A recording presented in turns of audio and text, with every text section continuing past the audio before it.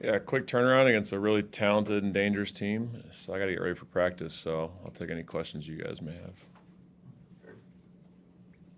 It's another team that three-point shooting kind of is like the make or break for them this season. This challenge is kind of guarding them. They got a lot of experienced guards out there.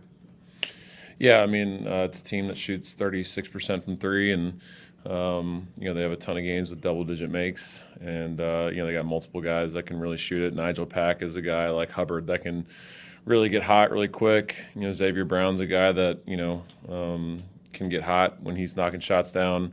And they got a couple guys off the bench that can just absolutely fill it up. So we got to do a great job understanding who we're guarding. We have to have great closeouts in this game. On penetration, we can't get too loaded into the ball because they do a great job of finding the open shooters, and we got to do a great job of contesting those shots. Steve, I know you're pretty stoked about the way Elijah responded at the end of the day. He's a lot more aggressive. Do you think this could be kind of a launching point for him, where he's like, "I told you to be more aggressive. You were awesome. Just keep going that way"?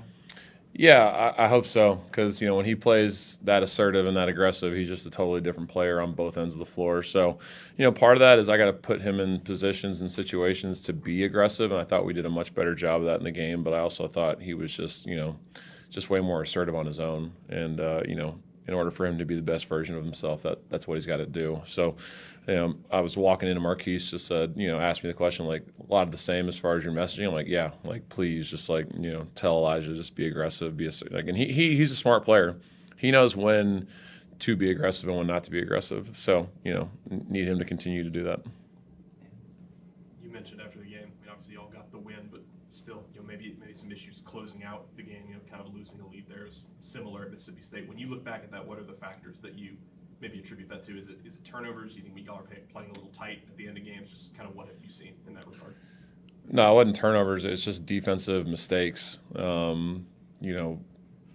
Not following certain aspects of the scouting report. They run a 5-out action where there's three guys on the same side, and we call that like a triple wing. And Sebastian missed his coverage, which then led Keyshawn Hall missing his coverage, which led to Owe hitting a three in the corner.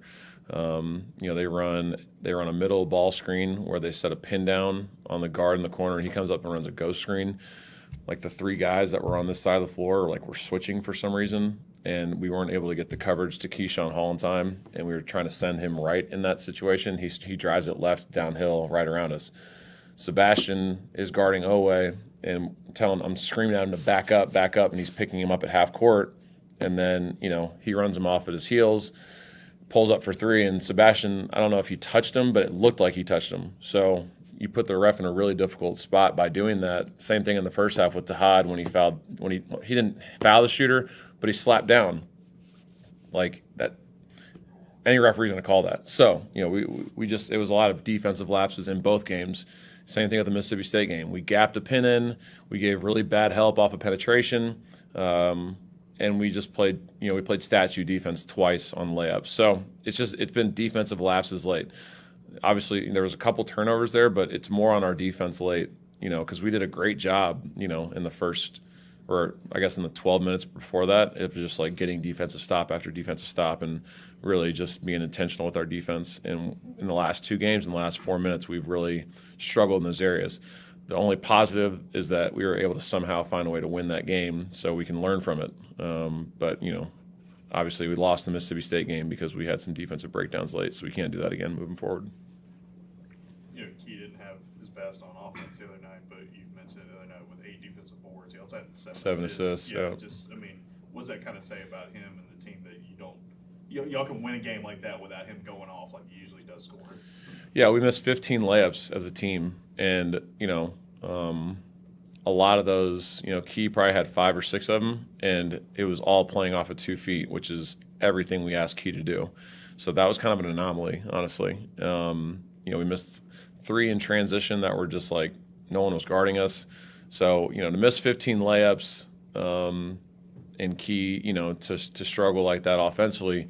But here's the deal, he still had 7 assists. He still had 8 huge rebounds. Like that's huge. Like how can you affect the game when you're not scoring, and that's been the biggest thing that we've been talking to all our guys about. But Key's done a great job in games where he hasn't scored the ball of at least facilitating it and cutting down his turnovers. So he did a great job of not letting his offense affect other parts of his game, and he was able to be productive in spite of that.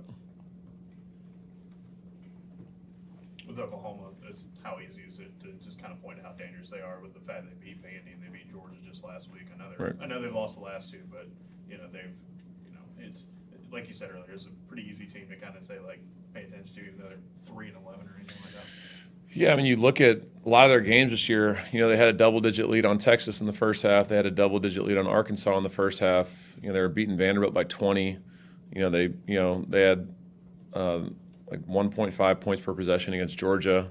Like this is an incredibly dangerous team, and they've had double-digit leads against a lot of teams in our league, and even have had leads late in games. And so, yeah, I mean, they are more than capable offensively. They're one of the top offenses in our league and in the country, and they play hard as heck defensively. Like they fly around and they mix up their coverages, but they're still playing with a ton of effort and a ton of energy. And it's a team that plays well at home, and incredibly dangerous opponent, and they have our full attention for sure.